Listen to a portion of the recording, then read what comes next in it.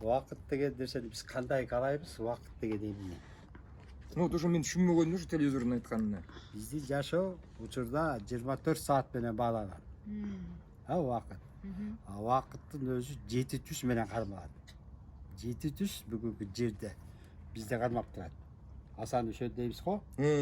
Ошол уақыттын нуру болот, нур кубаты болот. Бүгүн уақыт бул өткөлгө жараша биз башка доорго убактысы жок доорго өтүп аткандыктан уақыт жоюлуп баратат.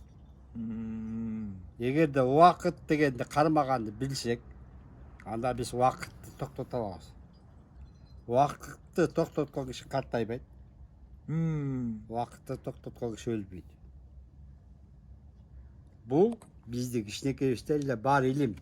Болгону бул илимди биздин ата бабалар кайып дүйнөсүнө кетип аткандар билсе керек. Калган окуулар бизге берилген жок, жетпей калган. Биздин кыргыздагы илимдерди кимдер урдаган? Дербиш болуп, атайын келишип, арабызга кирип алат, анан кийин жаздырганда, жазып алышканда бүгүнкү күнгө чейин кыргыздын илимин колдонуп келет. Жанагы наркоз деп коет го, булар бар кыргыздын илими.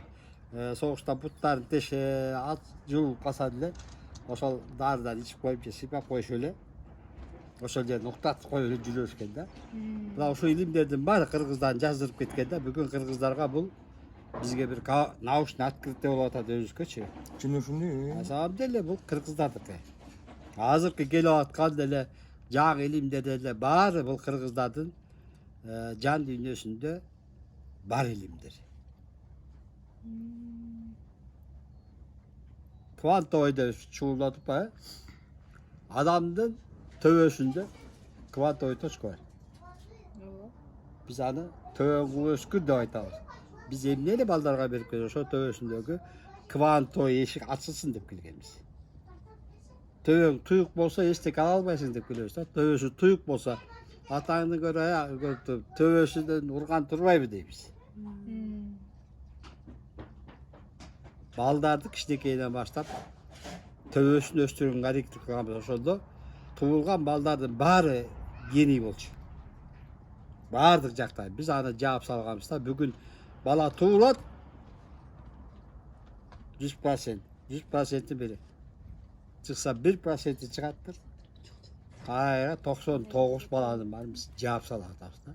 Ошон каким образом? Кеп? Каким образом жаап? Себеп дегенде биринчи эле образдан баланы төрөттөн жаап салабыз. Бала ааламда акыл эс менен аруу сезим деп коет. Аялдын мисалы жатыны ыйык болот. Эмче аны булгатпай деп биткенде сактаган. Мына ошол жерге келген жан жарык. Келген үчүн аялдардын күнөөсү кечирип кетет. Билесиздерби ушуну? Ошол жерге бала жаралганда эң жарык болуп келет. Ошон үчүн жанагы айтат го, көптү төрөгөндөрдүн күнөөсү жок депчи. Бул аябай туура сөздөр да. Себеп дегенде ошол арууну келгенде аялдагы күнөөлөр жоюлуп кетет. Ушунчалык жарык болуп кетет. Ошол жарык ичке түшкөндөн кийин анан кыргыздар өстүргөндү билген да. Мисалы атанын белинде дешкен, анан эненин курсагында дешкен, ошол акыл эсти, ак сезимди кыргыздар жапкан эмес. Даже бешикке терметкенде ааламдын ыргагы менен кармап келген. Балдардычы. Даже ошол бала кичинекейинде төрөлө электе эле биягына неле асынып жүргөндөрү. Чачмак деп коесуңарбы? Ошо чачмак күбүштө болуп, аялдын ошол жатынын тазалап турган. Чачпакпы? Кант? Өтчөн арылоочу десе да. Кантип ал? Ошентип момунда кыймылдап турат го, мисалы орустардык азыр коңгурго менен дуң дейт го. Тазалайт. Тибет жакта домбуралар турат да. Кыргыздар ошого байлап койгон. Ошол күбүштүн энергиясын ары өтүп, ошол аялдын ошо бала жатчу жерин арулукта кармаган. Өтө таза кармаган да. Күмүш алды. Ошондо улуу элбиз да. Анан бешикте адеме суроом болуп калды, жана кандайча башталып кетип Кандайча жабылып калды. Жабылып калды депчи. Анан бул илимди биздин кыргыздар илгери баканга төрөшкөн. Туңар беле баканга төрөшкөн. Көрө албагандар бакан карматкан. Качан бул врач жеріне немеге киргенден балдарды төрөтүп атканда эле ал жерде энергетик кармап турган энергетикка үзүлүп койду. Атлант деп коет. Үзүлүп койушат. Азыр элдин баары оңдоошо оралпай. Ошон үчүн булардын түз байланышы учур деп коелучу. Учуру баланын ошо төрөлүп атканда эле үзүлүп калып атат. Көпчүлүктүкү. Ошодон төрөлбөй, үзүлбөй калгандардын бияка келгенде азыр көз ачылып кеткен, ана бат көз ачылып кетет го, алар бар үзүлбөгөндөр. Байланыш бар. Андан кийинки нерсе бала чоңоюп атканда тарбия. Мисалы 7 жашка чейинби балаңыз куласа деле тура берет, жыгыла берет го. Ай, муну пештези колдоп атыр дейбиз да. Себептен ошо учур ал бала чыгелек болчу. Кудайдын дагы колдоосун үзүлгөн жок. Ошон үчүн колдоп жүрөт. Качан баланын ою ар нерсе алаксып башкага кеткенден ана бир учур үзүлүп калат. Үзүлүп калып туруп адамдын тиги жана кундалин деп атпайбы? Ошол жерге барып туруп анан өткөн чак, учурчак ошол жерде атат, ошонун ортосунда анан уктап калып атат. Көпчүккө. Көпчүктө. Аны дао илими бар го, дао дейбиз, ошол илим. Буну алып чыгып атат, баягы көтөрүп атат, кундалин төбөгө алып келип атат, баягы төбөдө Кудайдын учуру бар да. Ошол жерге адам өзүнүн учурун жеткизгенде адамда балкуу башталат. Ээрүү. Жана биз бул айтып атпайбы, эйфория дейбиз. Ошондой состояние бул учурлар бириккенде пайда болот. Анан ошону түшүнүп кайра адам чоңойто бергенде адамдагы тартылуу, балкуу ааламда да бар. Булар бири-бирине тартып калат.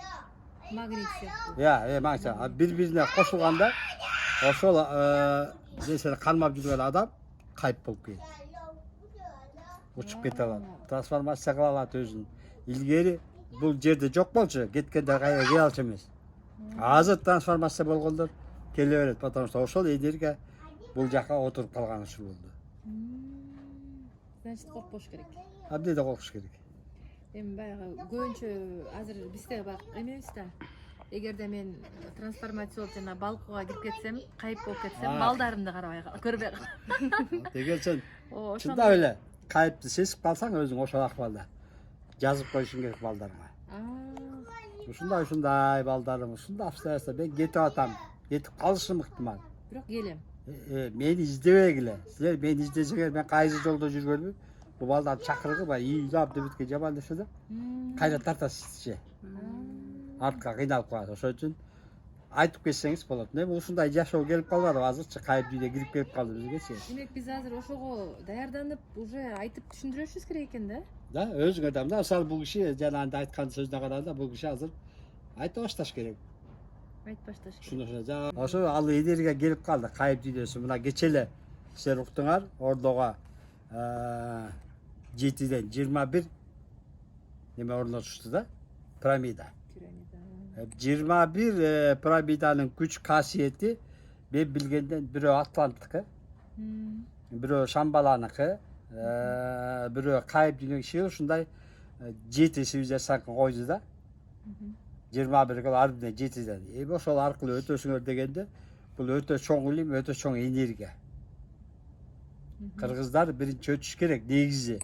Кыргыздар алып чыгыш керек. Эмне үчүн кыргыздар жөнүндө сөз болбой атат башка дүйнөдөчү?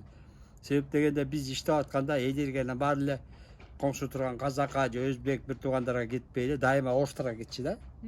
Ал убакта биз энергия менен иштеп атабыз да. Эмне үчүн андай кетет деп сураганда, силер бир чыныгыт болсоңор, бул жалпы адамзатка жетпейт деген да. Ошон үчүн орустар казан болуп берет силерге, силер ошого куясыңар, ал кут болуп уйут да, анан орустардыкы жетет.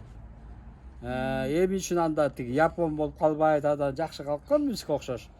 Же Кытайлар болуп калбайт дегенде, Кытай, Япон элдерин мындай салыштырат да, кумурскадай. Булар жан дүйнөсү тынчыбайт кумурскадай болупчу. Алар мындай бир токтоо бир нерсе келе албайт да. Анан ошондой ыпырап тупыраш үчүн булар андайды аткара албайт. Аткара албайт. Кыргызда эмне бар? Сабырдуулук деген нерселер бар. Ошо менен биз өзүбүздүн жан дүйнөнү токтото алабыз. Бир ыргакта кармай алабыз. Мына деп күн ысыса чыкпай коебуз. Күн ысык деп, күн ысыкта да болбойт, касиет калмагандарга чыккангачы. Анан күн батып атканда чыга калабыз да. Анан ошон үчүн бизде дунгандардын баары кыргыздай жалкоо болбогону, жалкоолук эмес. Бул ошол адамдагы касиет. Байнага отурбагыла ысыкка, муздакка түшпөгүлө. Оокатты Аз ички. аз жегиле. Силер эдерге аны оюңардан, көзүңөрдөн тамакка кетет. Ошолардын баарын өзүңөр контроллаган золотой серединасы деп коет го. Ошол золотойду кармагыла. Эмче кыргыздарга ошону кармагыла деген. Себеп дегенде ак каранын күрөшү жүрүп атат азыр. Мына ак каранын күрөшү жүрүп атат, өзүңөр билип алсаңар, дүйнөдө эмне деген тазалануу болуп атат. Кыргызстан тыныч турат. Себеби бул эмнеде дегенде кыргыз как өзөк ак караны тең кармап атат, жана золотой серединасын кармап атат да. То есть ошол кылып аткан кызматы, кылып аткан эмгеги менен ак менен караны аралаштырып баягы бош дейбиз го биз. Ошондой жол менен алып кетип атабыз да. Ошон үчүн кыргыздарга бүгүн бүт кара күчтөр да келип атат. Биз кызмат кылабыз депчи. Өткөндө эле бир окуя болду, ушул мына ысык көлдү биз кече караба койдук. Барбы койдук, анан аталардан аян түшпөдү. Аябай кырсык көбөйүп атат, эмне силер булар жазаба койдуңар деп. Анан кайра барып жазабарбы бунун баарычы. Бул ордонун өзү кызматы ошочу, энергетический баарын токтотуп, балансировка кылып турат да. Сен карасың, сен аксың деп түртпөйт да. Баары ортодо кетет. Ошон үчүн бизге кетип аткан күчтөрдүн баары, кара күчтөрдүн баары рахмат айтып кетет да. Даже биз ушу кырсык деп мисалы бирөөлөрдү кырсык басканда ошол кара койду сойдурсак, кара күчтөр келет да. Бизде кызматыбыз болсун, мисалы ала белги бар, төгүшүбүз керек. Ошо кырсыкты да биз болдурбайлы.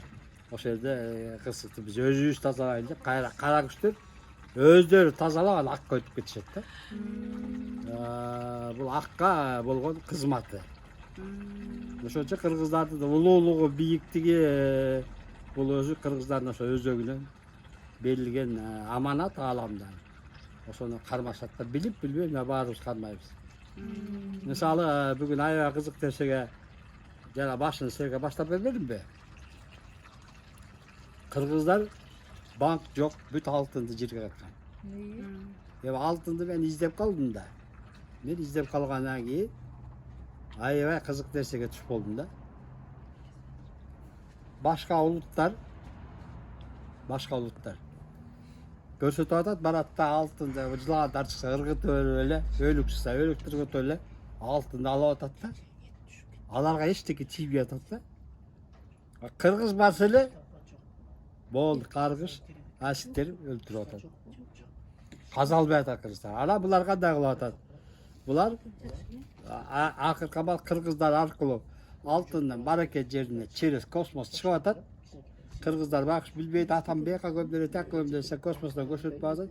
Эгер көп жерде болсо, булар учуп келип кандайдыр жеме менен алып кетип атат да. Опять кыргыздар кургол калып калып атат.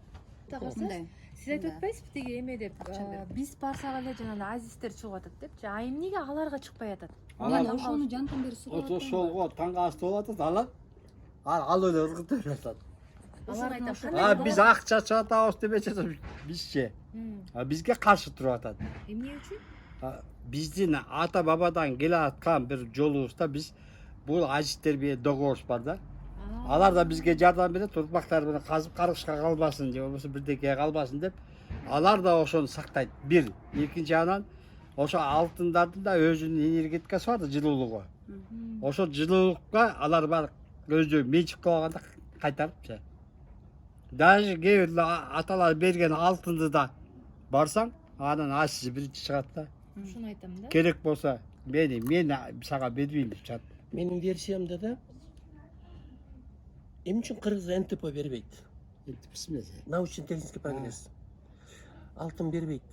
Потому что адамдын пейли, ниети, дили, напсиси бузулат. Моисей 40 жыл мүнчөн еврейлерди чөлдө кыдырып жүрдү. Ошто бир поколенияден экинчи поколение өтүп, ошол алтынга болгон эмени алаксытам деди. 40 жылдан кийин келсе деле алтынга минтишиптир, анан болбойт экен таштап коюптур да. Ал сезим бурган да. Напси бузулган. Мен кийин ойлодум да, почему биз ушундай неразвитый кала берет десем, мурунку калыбызда калып калышыбыз керек эле да бизчи. Поэтому именно так и оставляет. Мына өтөрдө, наверное, биз ошол аябай өсүп кетпей техника. Акча адамдын напсысын бузат да. Азыр ушека ушунча алтын койсок, азыр бирибизди бирибиз кырып коебуз биз. Жаңгыз алам дейбиз да. Напсы бөлөт ошондо. Эми мындай да эми. Биз ошол система менен башыбызда жүрүбүз керекпи? Жандан чыгышыбыз керекпи? Чыгышыбыз керек. Бул мисалы бизде мындай нерсе бар да. Мына Кумтөрдү өзүңөр алгыла да. Кумтөрдү алып көрөлү да, Кумтөрдү алып көрөлү. Кыргыз дүйдөнүн өзөгү болгон үчүн кыргызды эмне Манас келип түшүп сактады. Ошол убакта бир эле кыргызды сактаган жок Манасыбыз. Ошол кыргызды ошол убакта манкуртизм деп кой, жана жалгыз көздүү демелерчи, айбандык немелер чыга баштаган крещение болуп айбандар мененчи. Ошону адамзат арасынан жок кылды. Экинчи жагынан келе турган алтын доорду жол ачыш керек болчу. Кыргыздар. Кыргыздар. Ошон үчүн кыргызга келген жанагы сырды 40 найза. Ошон үчүн суугарылганда азыркы күндө 40 найза Саманчы жолунда Манас спектри анан Себетей спектри күчү болуп бизди кайрадан адамзаттын ДНК-сын тазалап атат. Өткөзүп атат. Бирде жыйралуу, бирде чыйралуу, бирде кегүү процесстер менен. Ага биз бул жерде 279 күн беле отурганбыз. Мына ушунун процесстин баары жүрүп сактап калды да кыргыздар. А бирок кыргыздар жөнүндө айтылбай, себептен биз кичинекей элбиз да. Эже бул жөнүндө айтышчы. Менин оюмча ошондой экен да. Уга келгенде айтылса керек, но айтылбайт. Мына кечээинки эле бир окуяда.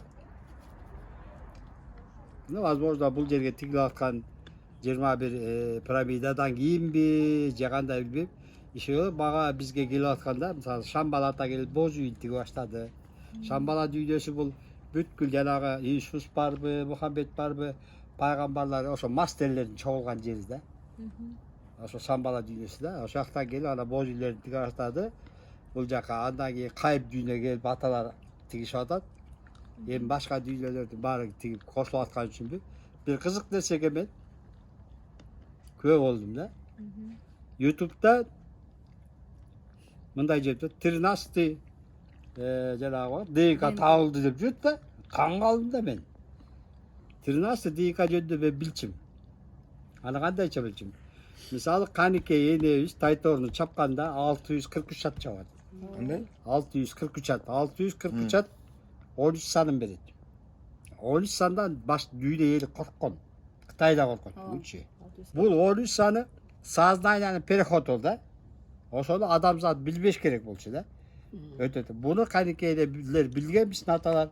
Ошон үчүн төлгө катары ошол Тайторду чаап өткөзүшкөн. Анан эми ошону мен билип жүрүп, анан мен дагы бир нерсени таң калып жүрсүм да. Бул 13 числода мындай бар да. Адам зат. Деп коелучу. Мындай нерсе бар да. Азыр биз акыр заман алтындор көтүп атканда ушунчалык кыйрайтып атпайлы. Может 2% өтөт дейт, бирөөлөр мындай өтөт дейт. Аз өтөт дейт. Анан мен таң калчым да. Мисалы бизде мындай нерсе бар. Бала төрөлгөндө курсакта аң сезим тирүү болот экен. Ошон үчүн аборт кылып атканда качат экен да балдардын баары жана неменечи. Анан ошол бала сырткатта жашоо бар десе аң сезим вообще бит экен. Ушул эле жашоо бар курсакта депчи. Ошо суунун ичинде. Анан кийин төрөлүп атпайбы кайра бул жашоого. То есть бир жыштыктан экинчи жыштыкка өтүп атат. Биз да бүгүн бир жыштыктан экинчи жыштыкка өтүп атабыз да. Интересный нерсе ушул жерде болуп атат да. Эгерде бала өтсө, анда биз эмче өтпөйбүз? Вот бул жерде 13 жанагы чисел сан ойноп атат. Бул код бекитилген код. Крайним случайче аны включать эткенде биздин сознание автоматически өтөт. Жанагыдай болупчу. Антпесе бока өтпейт эле. Антпесе өтпөйт. Антпесе өтпейт. Вот ушундай бир Потому что материальный эме настолько чучка чейин сиңип калганда. Ошону билип билбей тиги ученый ааламда ошол мен таң калып атам. 13 неме деп атпайбы ДНК. Таап атпайбы? Бар экен деп. Но бирок эмне иш кыларын билишпей атат да. Мен билишимче отут переходду кылат. тогда очень хороший деме да. А может бұл қырғыздар қылы? Вот непонятно бізге. 60 жылдары когда электрон микроскоп менен ДНКны изучать эткенде 5% иштеген да калганы бош жаткан. Аны ошондо бизге лекция окуп атканда айтышты да. Природа вообще ошибка не должно быть. Почему мунун калган баары эле бош жатат? А көрсө жараткан ушуга сактап койгон экен да, азыр ошол орду толуктанат экен да азыр. Толықталып атты. Азыр бугача 6 ой иштеп калды, примерно ошондо иштеп Ошо калды. Водолей ерине келгенде, оны ошол толуктанат деген экен да. Ошентип сүйүсөк болот, кыласак болот деген ошону алсак, ошону алса анда өтөрүбүз 100%. А 25-жылы биз күткөн 2012-жылы баарыбыз дайындалдык эле го. Ошол энергия ошондо келет. Анда даяр болуп эмеспиз, ал келбей калган. Анан быйыл келбек болчу 23. Опять даяр эмеспиз. Ала болгону 2 жылга жылдырып атат. А возможно, анан надо жылдырат. Бирок мен өзүмдүн оюм боюнча жер жалып кетти андачы. 25-жылы Эгер глобалисттер жылдырсабы? Я, Жылдырса жер жарылып. жылдырбаса. Жылдырбаса. Потому что энергия толуп калды да. Азыр фактически биз жаңы жерде жашап атабыз. Ошон үчүн орда бүт жактагы жанагы апат, аламаттын болуп аткандын баары ошол жаңы жерди создавать этип атабыз. А многу 10 августта, 11 августта эмне болду бактайт? Не болот? Эмне болду? 10-11 августта. Бул азыркы келип аткан энергиялардын баары улам күчтөнүп келип атат да. Ана улам биздин ошол ойгонубузга ар кандай жактан түрткү берип атат да. Ошол окончательно келгенде 31 август дешип атпайбы? Ошол августтун ичиндеги айлардын толушу да, тогошуусу ушулардын баары келип, мындай айтканда кыргыздар бүтүп коет го. Үркөр жылдызды карап илгери элем. Пляж экен да. Анан карап алар тогошуп атканда балыкка чыкпай коет, билесизби? Көчпөйт ал күнүчү элдерчи. Карманышканда, каяктан билишкен билбейм да. Даже жанагы үрөөндөр сепкенде да ошолорду карап үрөөндөр сепкенде азаны карабай эле калдырышкан. Карабайт азыр аны. Мурун карачу. Ошол сыяктуу мисалы мындай да бизде бүгүн мынтип атпайлы биз.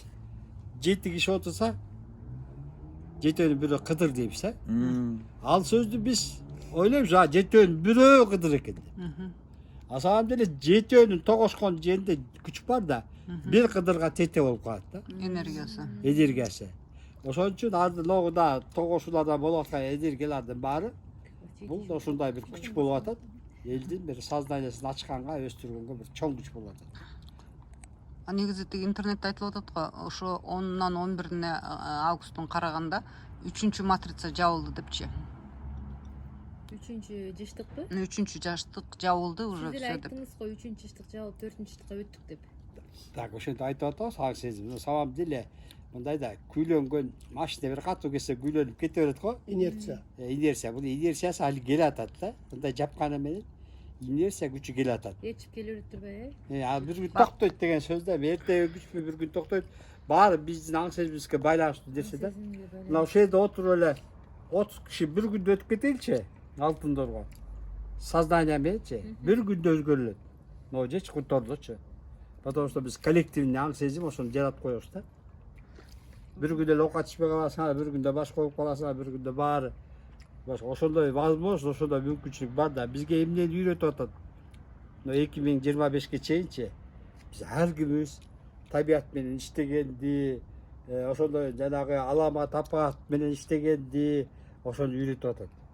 Себеп дегенде 2025-жылы биз токтото албасак да, биз алардын күчүн азайтканга, ошонча жай тихий өтүп кете турганга алып келишибиз керек. Себеп биз жасаган энергетикалар жумшак болот да, адам жасаганчы. Бул жумшак болот да, жай өтөт. А мисалы эми үчүн мен ойлойм, кыргыздын балдары мали мигрант болуп жүрбөйбү? Потому что именно кыргыздын балдары кутту кармаган эл да. Булар ошол чем асмандан келип эл таркаланып калганча, булар баары иштеп атат да, билип билбей өздөрүнүн кутун таратып, бул элдин ичинде бир жумшактыкты пайда кылып атат.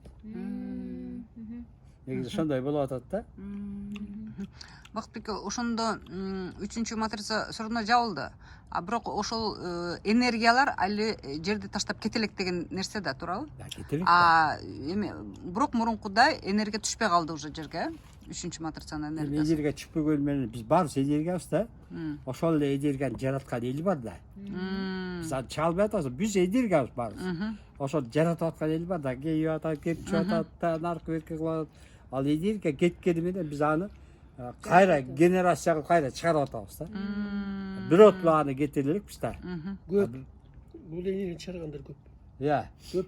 Көп ошо менен күрөш болуп атат да. Жок дешибиз керек. Иә. Жок дешибиз керек. Мындай энергия жок деп айтышыбыз керек. Күрөш жүрүп атат да. Азыркы кезде ошондой болот. Ошол үчүн мындай ачык айтканда жанды кармап калуу чоң күрөш жүрүп атат да. Ошо кетет да. Бул бизди кармап турган жана начар күчтөр бар, рептоид, айриос, клондор дейбиз го. Буларды баары башка дүйнөгө кетет. Например, клондорду жасаган дүйнөсүн алып кетсе керек, аны адамдарды каяка барат? Адамдардын жаны бит ушундай эле кайра 3-д деп коебуз, айтып атканда, бирок ошондой дүйнөгө кетиш керек жандарчы. Ошол аркылуу кайра эле жашоо уланыш керек. Ошон үчүн ошо адамдардын жанын канамап калганга, то есть ошо берки күчтөр заинтересованный да. Ошон үчүн жанагы биздин адамдардын ойгонбой атканы да ошол. Себептен да биядан кармап тур да, ал күчтөрчү. Алаксытып атат, кейиттирип атат, кепчиктирип атат, оорутуп атат, кыйдап атат да. Эгер бир убакта эле адамдын баарыбыз тура калды. Бизде оору жок деген мышление кирип кетсе баарыбызгачы, эч кимибиз оорубайбыз. Анткени коллективный сознание да булчу. Ошо жарата салат автоматически. Беш ана бешөөбүз отурат, бешөөбүз азыр ошо кандай бар билбейм. Ар кандай деп Ар кандай болуп кетип атат да. Бактбек азыр прям оюма келип кетип атат да. Азырынакы бүгүнкү туулуп аткан балдар алтын доордун балдары да. Да. Карасаңыз ошолор баягы душалар да, илгерки эле душалар. Просто зрелые души. Анан эми бул дүйнөдөн өтүп кеткен жандар өзүнүн вибрациясына жараша планеталарга кетип атат да. Азыркы туулуп аткан балдар ошо вибрациясына жараша алтын доорго туулуп турган балдар да, жандар да. Баары алтын доордун балдары десек болот да. Ошо айтып атам да, мурунку жашоолорун өтүп, именно алтын доордон жарыла турган жандар азыр туулуп атыптыр да. Булар ушу 5-жыштыкка азыр шыр өтүп аткан балдар да. Башта ошол балдар деп кой, бирок бар эмес. Потому что эски карма бар да, карма деген кармалык үчүн жөө элекпиз да. Азыркы туулуп аткан балдарда деле карма барбы? Бар, астолдон булар бизде эмес да, булар шыр кетет. Мисалы, карап турсаң, карап туруп эле байкайсың да, балдар готов экенчи. Компьютериңди чечпей атпай, 5 жаштагы бала баада өткөндөн мен компьютеримди чечип атып таң калдым да, мен мийижи каяктан жетип атат депчи. Бирок азыркы балдардын баары сөзүңүзгө алчу жалаң космосту сүйлөп атпайбы? Космостуку бар. Мен космоско учуп кетем, космоста другой мир, мен другой мирде. Биздин аразы мен эле неберем ошентип айтып атат. Анан Бактбекке келип айтсам, бул кандайча космосту айтып эле, тиги башка дүйнөнү айтып атат, башка немени айтып атат, другой мирге барам, анан другой космос деп ушинтип айтып атат. Мен коркуп атам ушинтип айткан сөздөрүн десем, вообще ал убакта мен алтын доор жөнүндө түшүнүк да жок болчу да. Анан ошондо ушинтип айтты да, азыркы алтын доордун немелери, балдары ушундай болот, бул космостун. Это бир вариант. Ошол балдар, например, ушинтип башка планетаны сүйлөп аткан балдар, бул башка планетадан келген жандар эмеспи? Азыр бизде деген жерде башка планетадан ушул жерге келип опыт алам деп келген жандар да көп да. Аябай көп. Ошо да анан кезде ошондой көп. Анан ошондо азыр Бар деп айта албайсың. Бирок алар нормаль эле опыт алган балдар. Ким? Нормаль эле деме. алар өздөрүнүн опытын алат, бирок кайра кеткенде өздөрүнүн планетасына кетет да. Мындай деп коет го, көрөңгөсү бар балдар да. Көрөңгө тияктан бир жыштыгы алып алган. Алар бизге окшобойт, алар бат ойгонуп кетет. Алардын зыяны деле жок. Азыркы балдар вроде ойгонбой турган менен сезилген менен булар бул энергияга шайкеш да, шарт ойгонушат. А биз катып калган нерсебиз тазаланышыбыз керек, анан аруланышыбыз керек, ритуалдар жасашыбыз керек. Ар кандай азыр мындай да, азыр жаңы доор келип калды да. Просто баягы элдер менен болуп кирген жокмун да. Кызык нерсе да. Мындай ойлоп турсаң, баары жетип атат да. Оору жок экенин билесиң. Оору болсо да аны алмаштырып салганга кудуретиң жетет. Кандай оору болсо да алмаштырып койсоң, бул өйүскө өткөзүп койгондой кылып койсоң эле болду. Жашарамсың, жашап жүрөсүң, бар болсун. Себеп дегенде жанагы орустар айтып аткан квантой деп коюшат го, бизде керебет дүйнө. Керебет дүйнөнүн эшиги бүгүн ачык да. Керебет дүйнөгө кайсы адам болсо деле мисалы ооруп атсачы кирип туруп ошону эркин жешсе мысыл менен 3 күндө эле жашасынчы. 4-үнчү күнү ал башка адам болуп калат. Себеп дегенде ошол энергетикага алар кирип жашап калат да. Мына ошол жерге биздин кире албай аткан нерсебиздин баары жабылып турган эскичилик ойлор, эскичилик жапканда биздин төбөдөн уруптур дегендей төбө жабык. Бүгүнкү күндө жана шишкебети деп атат го артында кара куш мээ. Ошону ачып атпайбы, элдин баары ошого келип такалып калды да. Кара куш мээни ачыш керек. Кара куш мээ ачылганда сиздин төбөңүз ачылат. Ого эле нерсе. Эми акча дейбизби, үй керек дейбизби, машина керек дейбизби? Алпагой десе, жаңы маселеге буну айтабы дедим да, сиз айтпай койдуңар да. Биз баягы эскиде дагы эле эскиде болот. Бул киши ошону ачып туруп эле, ошого кирип эле. Бул жанагы орустар берип атат го, альфа, бета, дельта деген илимдерди берип атат го. Альфа состоянияга кирип эле жыргап атпайбы? Эфир альфа состояние. Ошо состоянияга кирип туруп эле мыслына кыялдансаң, ана жерге жаралып калат. Просто ошол состоянияга кириш, ал сен тазасыңбы, кирсиңби карабайт. Ал состоянияга киргенден кийин ал жазайсың, дальнейший анан кете бересиң да. Эми ошондой эле состоянияга кыргыздар кандай кылган? Түшүң туш келсин дейт да. Бирок аны майысын билбейбиз да, түшү кантип туш келсин депчи. Себеп дегенде билесиң, кээ бирлер түш уктуп атып, ойгоно салып, кайра ал түштү улантат. Нурбек ошондой. Я. Нурбек ошондой. Вот это. Туура мен деге де ошентем. Это демеде магический нерсе да. Жакшыбы? Ошол нерседе сен тиги состояние, сен ошол акыбалда башка дүйнөдөгү акыбалга кирип турсуң да. Анан ошону кайра кирип туруп ошонун ичинде баягы сознанияң жазап, акча керек, эмне керек, байлык керекпи, денсаулык керекпи жазап, анан ойгонсоң это жерде материясы болот. Круто. Вот Сон. түшүң туш болсун деген сөз. Сон, керемет. Аны ойготсом деген ошентет да. Кое турчу, мен түшүмө улантам деп Да? уктап улантат да. Вот ушундай адамдар көп экен Кыргыздачы. Только Кыргызда илимди билбей атат да. Эгерде ушул эле ар бир жашоодун өзүнүн бир илимдери бар да. Ошол түштүн илимин окутуп деме кылса, возможно, канча эл бай болмок, канча эл туура жашап. Кедей деген сөз ааламда жок экен. Мен кедеймин, анан мен андай сөз вообще aalам кабыл да албайт экен. Жок деген сөздөр. Аякта бар. Бар. Бар. А очо алар бар деп атса, биз жерде жокту колдонобуз. Бизге жана кичинекей бала кезибизден ошонун баарын салып койгон да ата-энебизчи. Нан жок, чай жок. Бир киши келди да, ушул илимдерди көчтүрүп атабыз. Анан ал киши мага улам суроолорду берип атат да. Мен ошол жака жеттим дейт. Анан жеттим деген. Мен мага ичимен бир дүйнө. Жанын, о кишинин жанында 50 000 сом бар dedi. İçim айтып атат да. 50 000 сом берер бекенсиңчи деп. Анан мен айттым, 50 000 сом бар экенсизде. Бергичи, мага бирдеке жетпей атасы. Каяктан билдиң, бар 50 000 сом бербейм дейт. Туура айткан. Я. Туура. Ал, Бербейт я. да. Бербейт да, бербейт. Жеттим дегенен бериш керек болчу. Жеттим дегенде ага проблема болмош керек. Мен кырсөзүн маанисинде түшүнгөн жокмун. Оюм бөлөк жактуу. Ада проблема болмош керек. Ал наоборот мага бергенге кубаныч керек. Ооба да. Ааламдын законунда бербей коюп деме деген жок. Ады сразу беришиң керек. Бериш керек да. Потому что сен анын ордуна 5 миллион сом аласың, баары келет. Бул мындай цикл айланып туруш керек да. Цикл айланбагалы атат да. Ал ошол жерден жеткен жерден айланпа циклди токтотсо атат. Гипнозду көрүп жүрөсүзбү? Иә. Гипнозду жазып атпайбы? Көрүп атасы, акча кылып коюп атат. Каяктан болуп атат? Биз аны ойлонбойбуз да. Ошонун баарын жазып аткан адамдын көмүшкө аң сезими деген бар. Подсознание. Подсознаниеге алар кире алат. Эми сиз деле азыр үйгө бүгүнтөн барганда эң биринчи өзүңүзгө сезимиңизди бошотуңуз. Ana şunça boşalt deysiz. Gözün boşaltılsa kadın güzeli gözünü sezesiz. Göz boşalt. Kulağın boşalsa kulağınız kıyılmaya başlaydı da. Oşantip siz her bir kiletkanızda başka başlayısınız.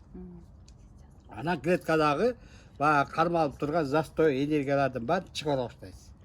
Анан сиз абсолютно тунук болосуз. Ошондо сиз не только там түш көрбөй эле, өңүңүз менен эле оюңуз менен кирип, ошол көбүз ак сезимибизге анан керектүү нерсени жаратсаңыз болот.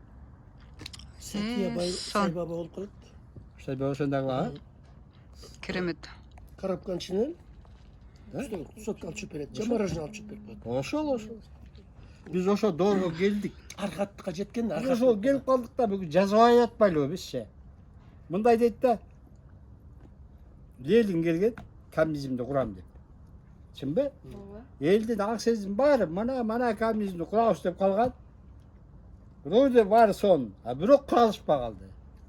Себеп эмнеде? Ишеним жок. Жок. Ал убакта бул азыркы алтын доорго келип аткан энергия жок болчу.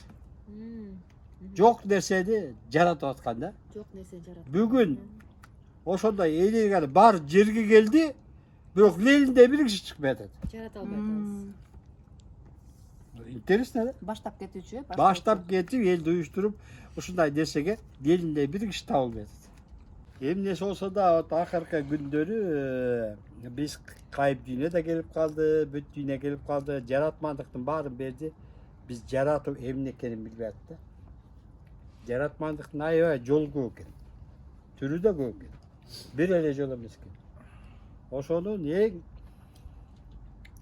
оңгою бул сен өзүңдүн сезимиңди жаратуу.